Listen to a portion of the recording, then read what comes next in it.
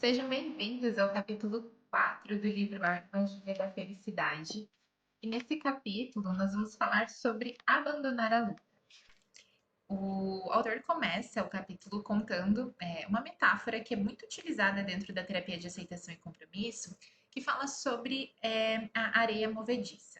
Então, quando a gente cai, né, numa areia movediça, quando a gente vê um filme em que mostra alguém caindo numa areia movediça, é possível perceber que quanto mais essa pessoa luta, mais ela afunda dentro ali da areia.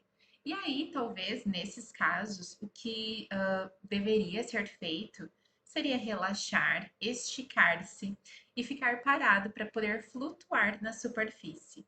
Só que isso é psicologicamente muito desafiador, porque cada instinto do nosso corpo nos diz para lutar.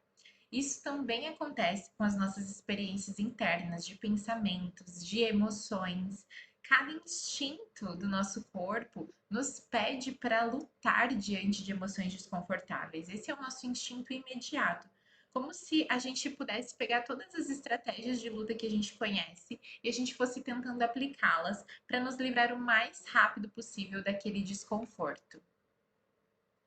Só que assim como na areia movediça, quanto mais luta, mais a gente aumenta o nosso sofrimento.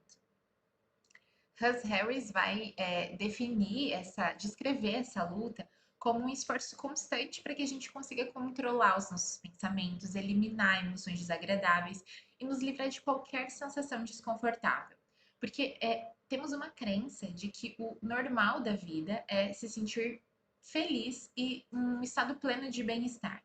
Só que isso não acontece. A vida vai acontecendo e nos atravessando de inúmeras maneiras, e é esperado que nós iremos entrar em contato com muitas emoções desconfortáveis e muitos pensamentos também desconfortáveis ao longo da nossa vida.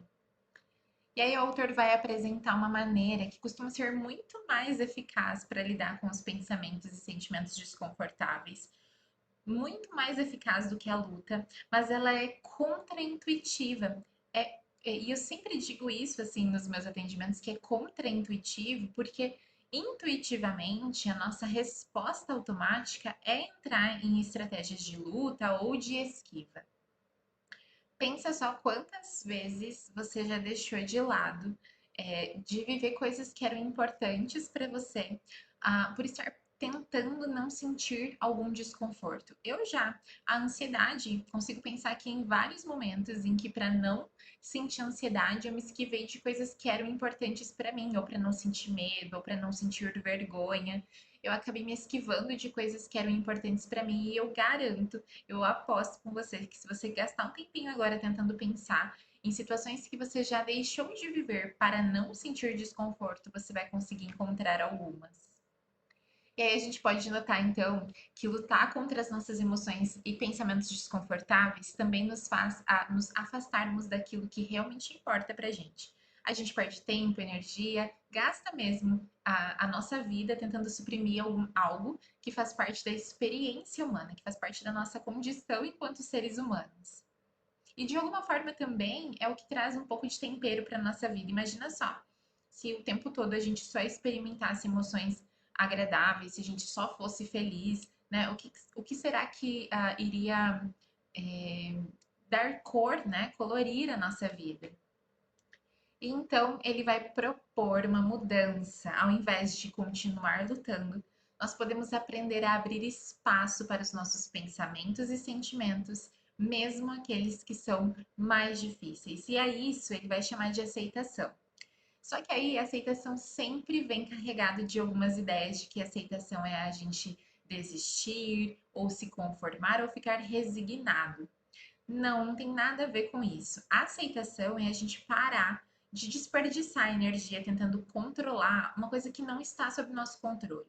E aí, então, a gente conseguir redirecionar essa energia para aquilo que realmente importa e para aquilo que talvez realmente a gente possa fazer, né, diante daquilo que nós estamos sentindo ou pensando.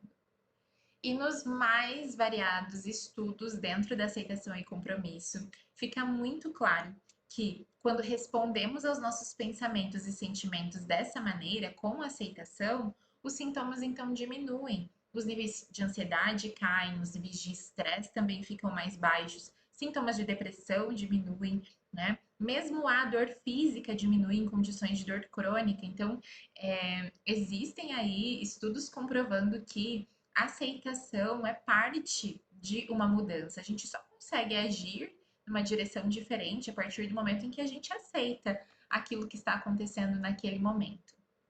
E para mim, esse também foi um aprendizado muito importante. Aceitar é quase como se a gente dissesse: tá doendo, é desconfortável, eu tô notando essa ansiedade aqui, eu tô notando essa tristeza aqui, não gosto disso.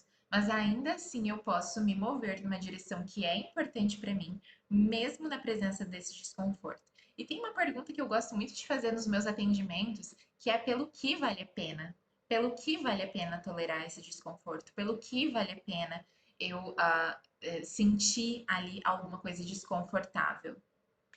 Então, o autor vai trazer essa ideia de que para parar de lutar não vai eliminar o sofrimento, não vai acabar com a nossa dor, não é aceitar para então me sentir melhor, porque daí a gente também está entrando numa estratégia de esquiva. Muda a nossa relação com o sofrimento. A dor ela vai continuar existindo, afinal ela faz parte da vida e ela também vai fazer parte talvez de alguma coisa que esteja acontecendo ali naquele momento, mas ela para de nos governar, a gente não fica governado, tendo ações governadas pela dor ou pela esquiva. E o Russ Harris ele usa metáforas incríveis, né, para falar sobre isso. Então, quanto mais a gente às vezes se debate, como essa da areia movediça, mais a gente afunda. Quando a gente para de lutar, quando a gente tem a chance de olhar é, de uma forma mais aberta, com mais abertura, a gente consegue também encontrar e testar outros caminhos. É como se a gente dissesse assim para nós mesmos: ok, tem dor aqui, ok, tem dor aqui. E ainda assim, eu posso seguir. E isso, de alguma forma, nos tira daquilo que a gente não consegue controlar e a gente para, às vezes, de aumentar o nosso sofrimento e a gente lida com a dor que existe daquela situação, ao mesmo tempo em que a gente coloca a nossa atenção em ações que são mais comprometidas com coisas que a gente valoriza. Então, se lutar contra as nossas emoções não funciona, é o momento da gente tentar fazer algo novo. E abandonar essa luta é também uma maneira de até validar a nossa própria subjetividade, a nossa própria existência.